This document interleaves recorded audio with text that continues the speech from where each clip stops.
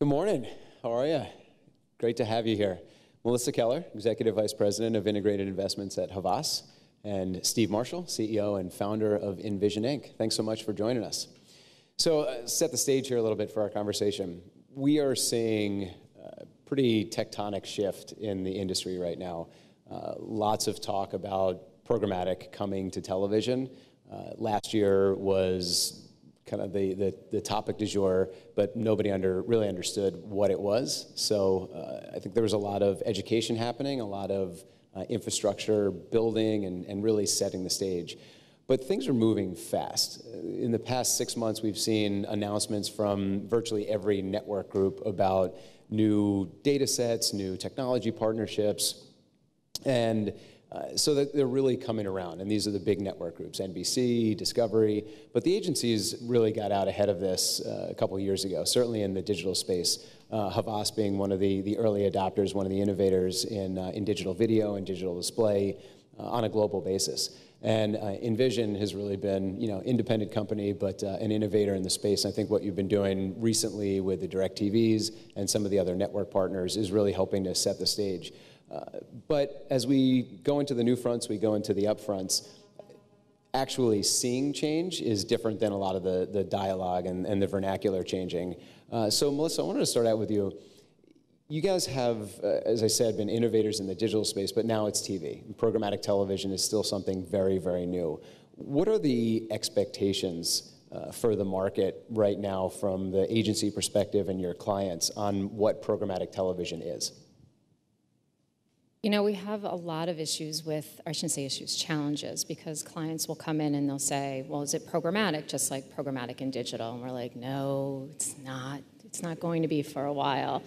But what we push is that it's going to be data-informed television. And television for a lot of clients is the cornerstone of the investment. But there's not a lot of data to get back from that. So we know it works. It's a great brand awareness vehicle. Great for immediate reach, but it kind of ends there, and it's a little bit of a black box. What we're able to do is, as you had mentioned, we really spent all of last year seeding with our clients that this is coming, and if there is an ability to have television move from demography to audience buying, we need to really dive in and figure it out.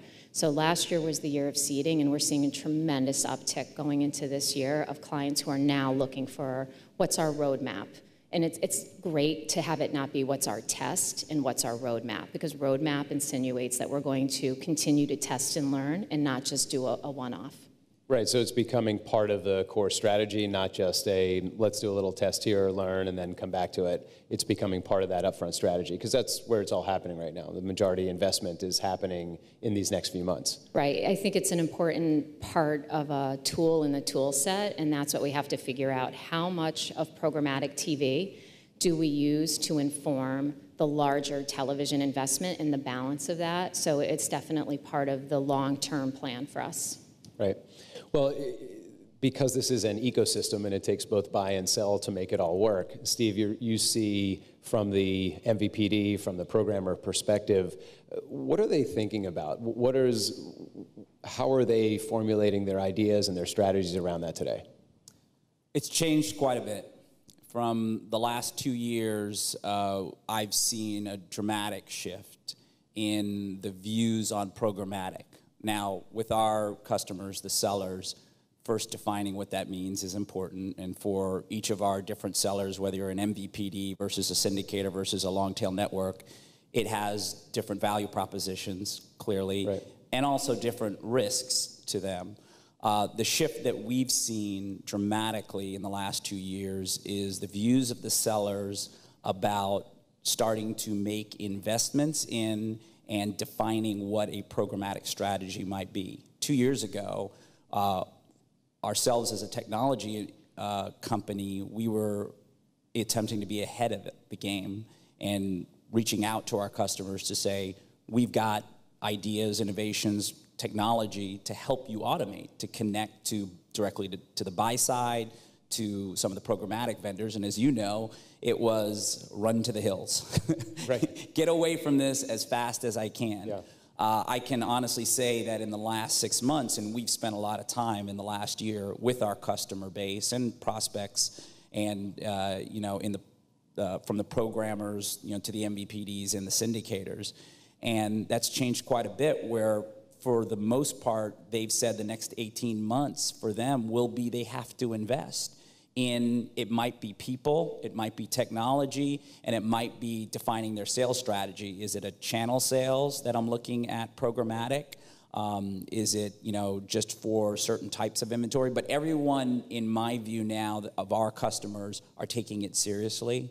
Some of them, they have to. They don't have a choice with the fragmentation and the ratings eroding.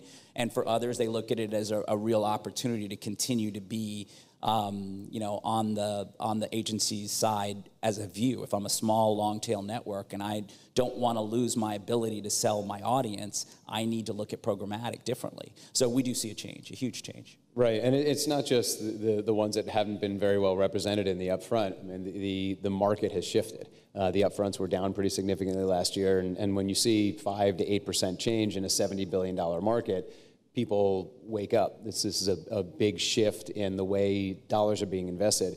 Not necessarily all moving to digital, just changing the way the whole ecosystem works. Maybe you don't have to make the big bets in the upfronts. You can hold back and invest those dollars in scatter or through programmatic channels. So, Melissa, from your point of view, what does success look like? How is this, when they go through the test and learn pattern, now it's becoming part of the strategy, what is success for the agency and what is success for an advertiser when it comes to programmatic television? I think success for us has really been when we cast that wide net and look at what we're doing in programmatic. It's really just like success in digital, right? You cast a wide net and you learn something versus going in knowing something.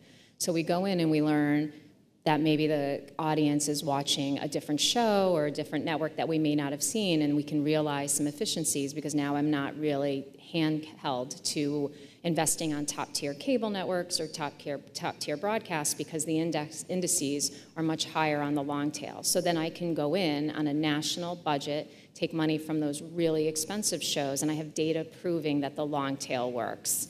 And I think we're at a really interesting time in TV because when you talk to a lot of CMOs in the past, it's really been, I need to be on X show. Someone's watches a lot of this show. This is what we're not seeing our schedule. And it's that philosophy shift of just because you're not seeing it or it's not that high profile program doesn't mean that your audience isn't watching it. So we're learning that we got to start thinking beyond the bars on the flow chart and thinking about where the audience is and when they're viewing. And it's helping move that along for us. Right.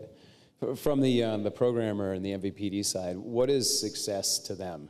It's historically been a supply constrained market. We see that changing quite a bit just with the amount of options, the amount of fragmentation. So maybe from a couple different categories, from kind of a premium, high demand programmer down to maybe a longer tail, more targeted at niche audiences. What is success in their eyes? For the MVPDs, they view the shift towards audience buying fitting right into their sweet spot. The separation of content from the audience, which is not good necessarily from the programmer perspective, is great from the MVPD perspective, where they can sell you a cluster of sports networks or a cluster of entertainment networks. So the move to audience-based buying fits right into their strategy for competing more for the national dollars. Certainly, supply is a challenge compared to the programming networks, but they also have the ability to do addressability. So selling audiences targeted on television is now a reality for the MVPDs that have the pipe to the consumer. So that also fits to them where dollars are now, because of digital, looking for places where I can be more efficient and buy an audience. For them, the emergence of addressable television fits right into that, the ability to buy television looking like digital at scale. So from a premium perspective, I don't think in the short term it changes what the MVPDs are doing because they'll always kind of covet certain networks and sell those separately, that you can have a plan and find an ESPN network on an MVPD versus going to ESPN. But I do think that taking the data that they have, set-top box data, I think you'll see a huge push from them in the next few years. Obviously, there's a lot of consolidation going on right now. But they will look to leverage the data that they own themselves, and even with the linear television, use that to find the audience segments and compete more. So I think the MVPDs feel like they're in a really good spot right now. But it's the big programmers, the guys that have had that demand and really haven't been pushed to change a whole lot, because there's been enough demand to sell it at traditional age and gender. What does success look like for them? Is it the efficiencies of automation? Is it the ability to retain the position that they've had in the market? How would someone like Weather or one of the other kind of large programmers, how do they define success in programmatic? They've done it in digital, but now moving into the linear space, where it's been, again, a supply-constrained market, which is changing. They see it as for television, a little bit more defensively than I think other things. They know that if they don't have, for instance, premium content, but they have a strong audience, somebody will find their audience elsewhere. So programmatic gives them ability to participate in a marketplace where if they don't and they resist, they're going to find their audiences elsewhere. I do think that for most of the programmers, the efficiency is a massive play right now. I mean, you can't pick up the paper, or if anybody reads a paper anymore, but look online at what's going on, and the investment in original content is forcing them to relook at how much they invest in their ad sales operations, traffic operations, research. That's not a priority anymore. So automation and looking for vendors that can provide more efficiencies is a big part of allowing them to invest more in content.